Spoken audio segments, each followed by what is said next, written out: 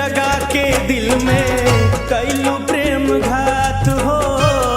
जिंदगी के राह में तू ही छोड़ गईलू साथ हो।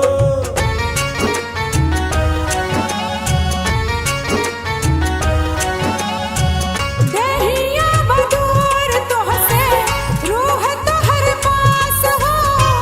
बिन तोहर याद के ना ले पाई सांस हो।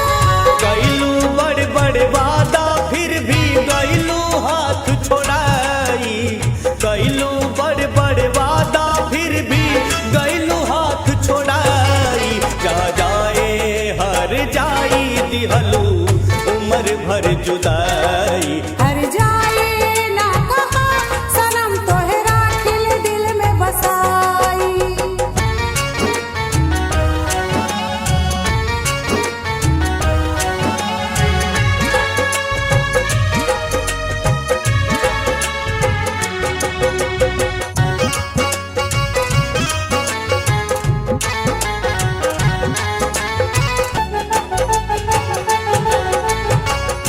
प्यार के पंछी जर गे नफरत के आग में।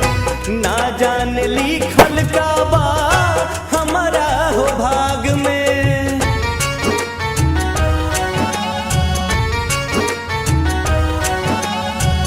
तोहरे सुरतिया में बस बरपरान हो। जियारा हमार करे प्यार के पुकार हो। कौन खुशी तोहरा के मिलल हमरा के जान सताई। कौन खुशी तोहरा के मिलल हमरा के जान सताई। जा जाए हर जाई दिहलू उम्र भर जुदाई। हर जाए ना कहा सनम तोहरा खिल दिल में बसाई। दिल के दुनिया वीरान रहे दिहलू इश्क जगाई। प्यार के दुश्मन बनल जमाना पावे का हो सताई। जा जाए हर जाई दिहलू उम्र भर जुदाई।